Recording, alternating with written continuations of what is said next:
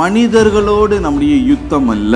இத போர் ஆயுதங்களை எடுத்துக்கொண்டு மனிதர்களை தாக்குகிற ஒரு யுத்தத்துல நாம் ஈடுபடவில்லை. உலகத்தின் அதிபதியோடும் வான மண்டலத்தில் உள்ள பொல்லாத சேனைகளோடும் இந்த துரைதனங்களோடும் அதிகாரங்களோடும் நமக்கு யுத்தம் உண்டு. நமக்கு ஒரு சத்துரு ஒருவன் இருக்கிறான். அவனுடைய ஒரே நோக்கம் என்னவென்றால் நம்ம எப்படி பட்சித்து போடலாம் என்று வகை தேடுகிற ஒரு சத்துருவுக்கு விரோதமாக நாம் போராடி கொண்டிருக்கிறோம். எப்போ இந்த ஆவிக்குரிய யுத்தம் நம்முடைய வாழ்க்கையில நேரிடும் தெரியுமா? நீங்க நல்ல TV serial, Netflix, prime video எல்லாம் போட்டு உட்கார்ந்து ஜம்முன்னு நீங்க பார்த்துட்டு இருக்க வரைக்கும் சாத்தம் உங்க தொடவே மாட்டான். ஆனா என்னைக்கு நீங்க ஜெபம் பண்ண முழங்கால் படிக்கிறீர்களோ, இன்றைக்கு நான் வேறு பிரிக்கப்பட்ட வாழ்க்கையை ஆண்டவருக்காக நான் வைராக்கியமாய் வாழுவேன், பரிசுத்தமாய் அவருக்காக நான் வாழ நான் தீர்மானிக்கிறேன் என்று என்றைக்கு நாம் ஒப்பு கொடுக்கிறோமோ அந்த நாளிலிருந்து நம்முடைய வாழ்க்கையில எதிர்ப்புகள் வரதான் செய்யும்.